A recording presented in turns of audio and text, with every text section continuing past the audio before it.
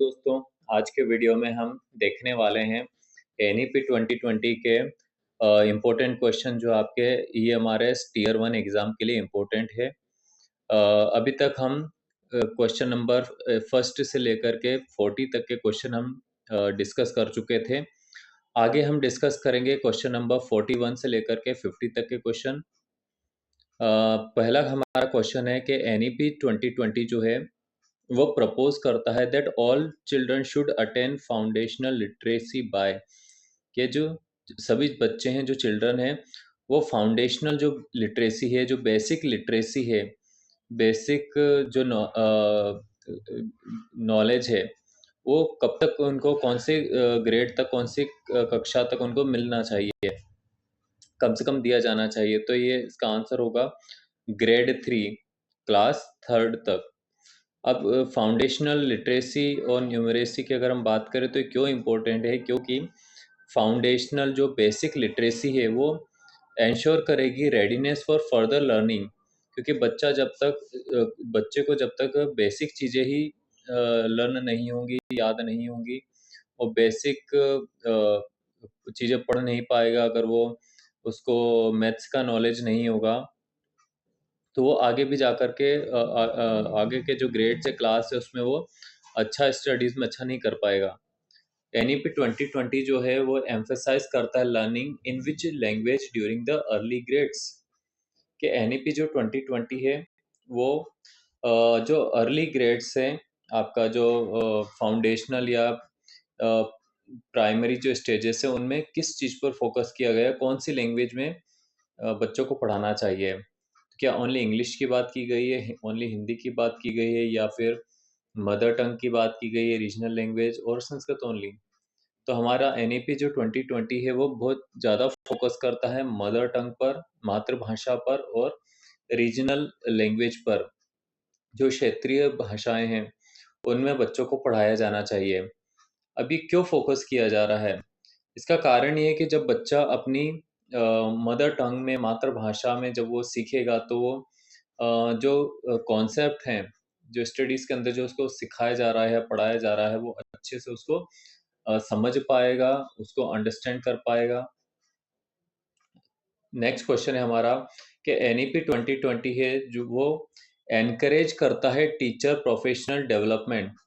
Teacher के professional development को किस तरह से, किसके थ्रू, क्या ओनली वर्कशॉप के थ्रू, या फिर निष्ठा, जो कि आपका नेशनल एक इनिशिएटिव है स्कूल हेड्स के लिए, प्रिंसिपल्स के लिए, टीचर्स के होलिस्टिक एडवांसमेंट, होलिस्टिक डेवलपमेंट के लिए, या फिर ऑनलाइन एग्जाम्स की बात की गई है, या फिर नो स्पेसिफिक प्रोग्राम।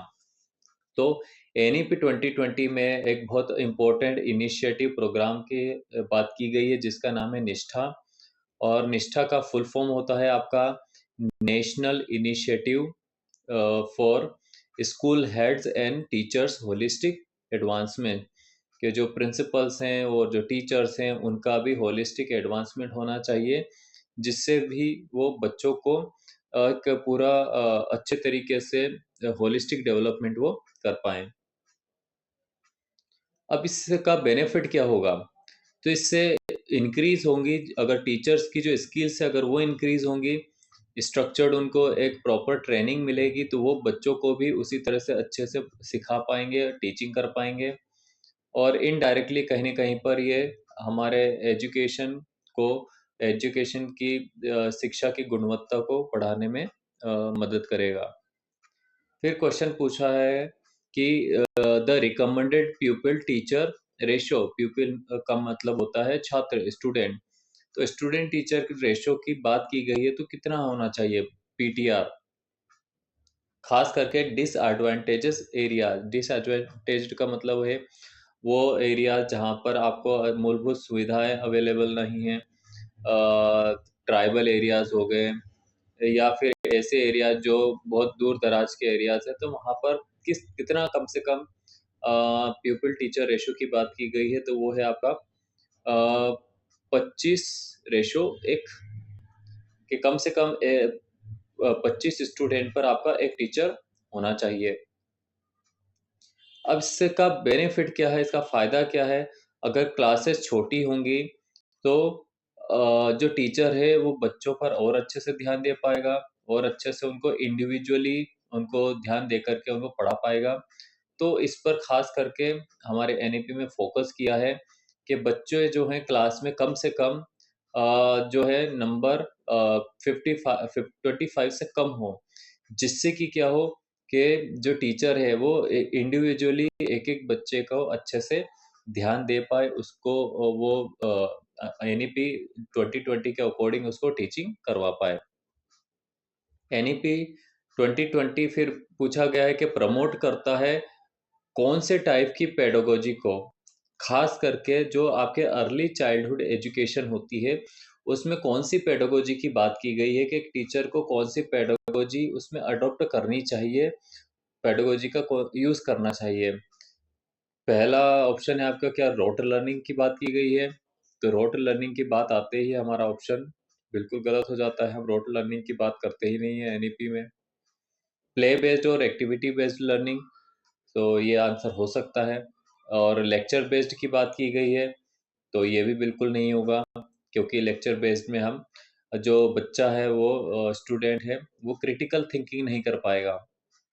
या फिर ऑनलाइन लर्निंग की बात की गई है ओनली, तो ये भी आंसर आपका गलत होगा। करेक्ट आंसर होगा आपका play based activity based learning के जो लर्निंग है वो एक्टिविटी बेस्ड होनी चाहिए, जो आपका रियल लाइफ में जो चीज़ें हो रही हैं या एक्टिविटीज़ है उनसे जोड़ करके बच्चों को पढ़ाया जाए। गेम्स के थ्रू, प्लेस के थ्रू इनको जो एजुकेशन वो दी जाए, जिससे कि क्या हो कि बच्चे का इंटरेस्ट भी बढ़ेगा, साथ साथ में जो टीचिंग है वो और इजी हो जाएगी, बच्चे उसको अपनी आसपास की जो डेली लाइफ है उससे उसको जोड़ करके इजीली उसको लर्न कर सकते हैं। एनकरेज करेगा ये क्या, होलिस्टिक डेवलपमेंट। होलिस्टिक डेवलपमेंट मतलब कि वो सिर्फ लर्न नहीं करेगा, मेमोराइज नहीं करेगा, उसको वो अपने असल ज़िंदगी में रियल लाइफ में उसको जोड़ भी पाएगा उस एजुकेशन को। और क्रिएटिविटी वो उससे उस नॉलेज से कुछ क्रिएट कर पाएगा, नया सीख पाएगा। नेक्स्ट क्वेश्चन है हमारा, which of the following is a key recommendation of NEP 2020 for higher education. तो एनईपी 2020 में हायर एजुकेशन के लिए क्या रिकमेंडेशन दिए गए हैं, तो हायर एजुकेशन के लिए क्या एक सिंगल डिसिप्लिन फोकस की बात की गई है, तो बिल्कुल नहीं, वो तो हम सिस्टम अभी तक हम फॉलो करते आ रहे थे। क्या multidisciplinary undergraduate program की बात की गई है, कि जो आपके अंडर ग्रेजुएट प्रोग्राम है वो मल्टी डिसिप्लिनरी होने चाहिए, मतलब एक से ज़्यादा सब्जेक्ट्स को एक साथ में पढ़ाया जाना चाहिए, या ओनली वोकेशनल कोर्सेज पढ़ाए जाने चाहिए। तो हम जब भी ओनली वाले जो क्वेश्चन आते हैं वो ज़्यादातर हमारे रॉन्ग होते हैं, तो ओनली वोकेशनल आपका इसमें करेक्ट नहीं होगा। ओनली थ्योरेटिकल लर्निंग, तो ओनली थ्योरेटिकल लर्निंग की हम बात नहीं करते हैं, क्योंकि थ्योरेटिकल लर्निंग करवाने का स्टूडेंट्स को कोई बेनिफिट, कोई फ़ायदा नहीं है अगर उसके पास में स्किल्स नहीं है, उसके पास में नॉलेज नहीं है।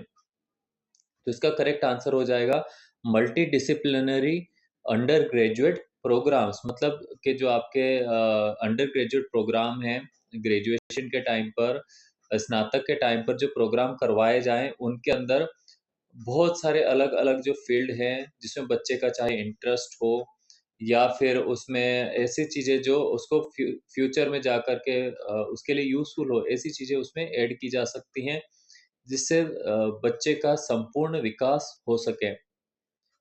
इससे प्रमोट जो करेगा ये फ्लेक्सिबिलिटी के बच्चा एक चीज़ में ही नहीं जाएगा, वो बहुत सारे अदर जो आपके वेज़ हैं, रास्ते हैं, अपने इंटरेस्ट के थ्रू या फिर व्यावसायिक जो शिक्षा है, अलग-अलग स्किल्स वो एक्वायर कर सकता है।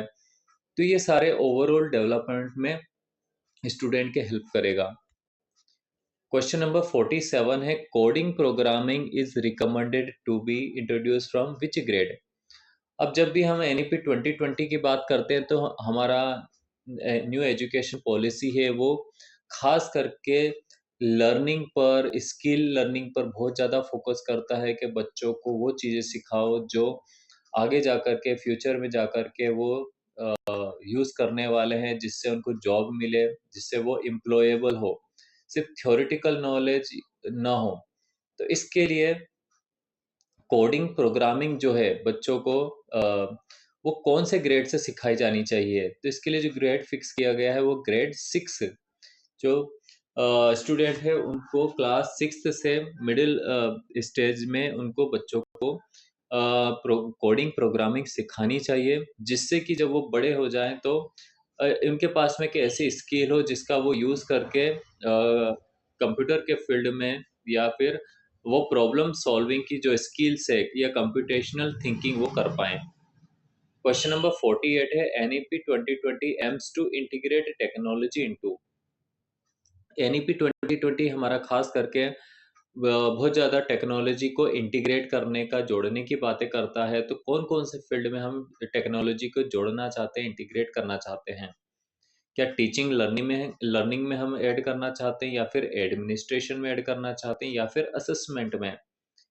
तो इसका जो करेक्ट आंसर होगा वो होगा ऑल ऑफ द अबव। तो हम एनईपी 2020 में टेक्नोलॉजी को सिर्फ टीचिंग लर्निंग में ही नहीं, साथ में एजुकेशनल जो आपके बड़े-बड़े इंस्टीट्यूट हैं उसके अंदर, एडमिनिस्ट्रेशन के अंदर, चाहे असेसमेंट की हम बात कर रहे हों, फॉर्मेटिव असेसमेंट और समेटिव असेसमेंट के अंदर, हम टेक्नोलॉजी को इंटीग्रेट करने की बात करते हैं। अब इससे बेनिफिट क्या होगा? तो जब टेक्नोलॉजी का यूज़ क्लासरूम के अंदर होता है तो इससे जो लर्निंग होती है वो फैसिलिटेट होती है, ईज़ी हो जाती है, बच्चे अच्छे से कॉन्सेप्ट को समझ पाते हैं, प्रॉपरली टाइम मैनेजमेंट कर पाते हैं, प्रॉपरली अच्छे से असेसमेंट उनसे उनका लिया जा सकता है। नेक्स्ट क्वेश्चन है क्वेश्चन नंबर 49 जो कहता है कि what is recommended number of the languages a student should ideally learn? NEP 2020 हमारे स्टूडेंट्स को मल्टीपल लैंग्वेज सिखाने की बात करता है। तो मल्टीपल लैंग्वेजेस में हमने कितनी लैंग्वेजेस के लिए उसका क्राइटेरिया रखा है? तो मिनिमम 3 लैंग्वेजेस एक स्टूडेंट को सिखाई जानी चाहिए, खास करके उसकी mother tongue local language, regional language और इंग्लिश फॉर मल्टीलिंगुअल कॉम्पिटेंस। तो खास करके जब फाउंडेशनल ईयर से जो प्राइमरी स्टेज है वहाँ पर बच्चों को जो पूरी शिक्षा है वो मदर टंग में दी जानी चाहिए। बट साथ में उसको रीजनल लैंग्वेज, क्षेत्रीय भाषा और इंग्लिश भी उनको सिखाई जानी चाहिए, जिससे कि उसकी जो लैंग्वेज कॉम्पिटेंसी है वो बढ़ सके। क्वेश्चन नंबर 50 है हमारा कि एनईपी 2020 जो है वो प्रपोज करता है असेसमेंट रिफॉर्म, खास करके ग्रेड थर्ड, फिफ्थ और एट्थ के लिए। तो किसके थ्रू वो ये जो है वो बताया गया है इसके बारे में?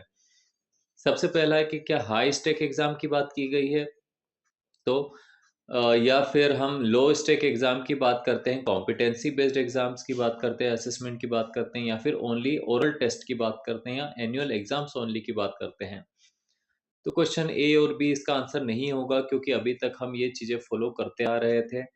हाई स्टेक्स एग्जाम्स हमारी हुआ करती थी, एनुअल एग्जाम भी हमारी होती थी, ओरल टेस्ट से हमारे लिए सफिशिएंट नहीं है। तो हम बात करते हैं लो स्टेक्स एग्जाम्स की और कॉम्पिटेंसी बेस्ड असेसमेंट। जो बच्चा सीख रहा है, जो चीज़ें, जो नॉलेज उसके अंदर है, तो उसको वो किस तरह से उसके बारे में वो कितनी अंडरस्टैंडिंग रखता है, उसके पास में उसके कितना उसका कॉन्सेप्चुअल नॉलेज है, और वो जो नॉलेज है उसका वो किस तरह से प्रॉब्लम सॉल्विंग में, किसी समस्या के समाधान में उसका यूज़ कर सकता है। तो ये फोकस करेगा learning outcomes rather than marks. तो एनईपी में हमारा कहता है कि जो है वो सिर्फ मार्क्स पर ही आपको फोकस नहीं करवाना है, बच्चे को ज़्यादा से ज़्यादा लर्निंग करवानी है, जिससे उसके अंदर ज़्यादा से ज़्यादा स्किल्स और वो सीख पाए और उसका अपने फ्यूचर के लिए यूज़ कर पाए। आई होप दोस्तों आपको ये मेरे क्वेश्चन पसंद आए होंगे। इसी तरह और भी ईएमआरएस एग्ज़ाम से रिलेटेड वीडियोस देखने के लिए मेरे चैनल को सब्सक्राइब करें और वीडियो को लाइक करें, कमेंट करें। Thank you.